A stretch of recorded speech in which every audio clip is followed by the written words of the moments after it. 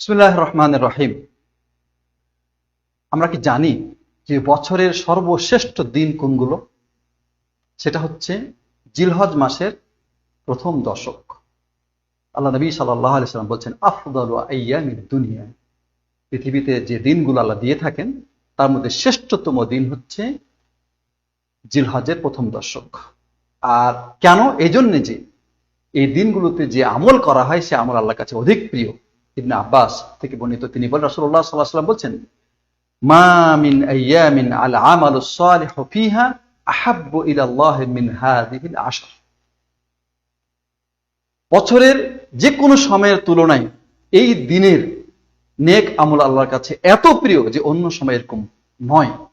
সাহাবীগণ প্রশ্ন করলেন, ওয়ালাল জিহাদু ফি সাবিলিল্লাহ, অন্য সময়ে আল্লাহর পথে জিহাদও কি এই আমলগুলোর চেয়ে বেশি প্রিয় নয়?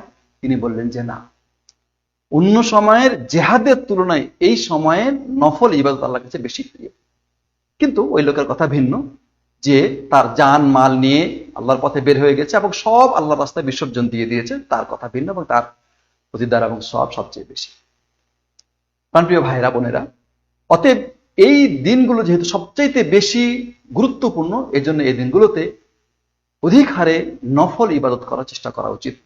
বিশেষ করে যাদের সামর্থ্য আছে তারা আল্লাহর ঘরে গিয়ে হজ আদায় করবে। আল্লাহ বলছে, ওয়ালিল্লাহি আলান নাসি হিজ্জুল বাইতি মান ইসতাতাআ ইলাইহি সাবিলা, যাদের সামর্থ্য আছে তাদের উপরে আল্লাহর দাবি হচ্ছে তারা যেন আল্লাহর ঘরে হজ আদায় করে। এটা আল্লাহর পক্ষ থেকে ফরজ। সূরা আলে ইমরান ৯৭ নম্বর আয়াত। সুতরাং তারা এই কাজটা করবে। আর যাদের সামর্থ্য নেই তারা যাবে না, তারা অন্যান্য নেক আমল করবে। যেমন সিয়াম পালন করা, বিশেষ করে আরাফা দিবসের সিয়াম।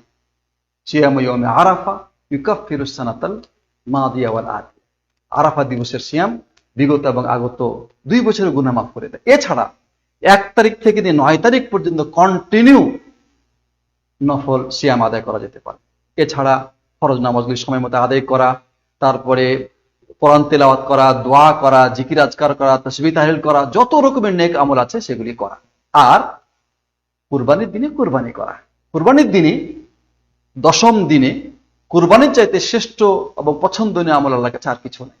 এজন্য এই দিনে কুরবানি করবে ঈদের যাদের সামর্থ্য আছে। আর এছাড়া এই 10 দিনে আরো যে আমল আছে তার মধ্যে একটা হচ্ছে তাকবীর পাঠ করা। চাঁদ ওঠার সময় থেকে নিয়ে তাকবীর শুরু হবে, অনির্ধারিত তাকবীর, আল্লাহু আকবার, আল্লাহু আকবার, লা ইলাহা ইল্লাল্লাহ, আল্লাহু আকবার, আল্লাহু আকবার, ওয়ালিল্লাহিল হামদ, এই তাকবীর পাঠ করবে।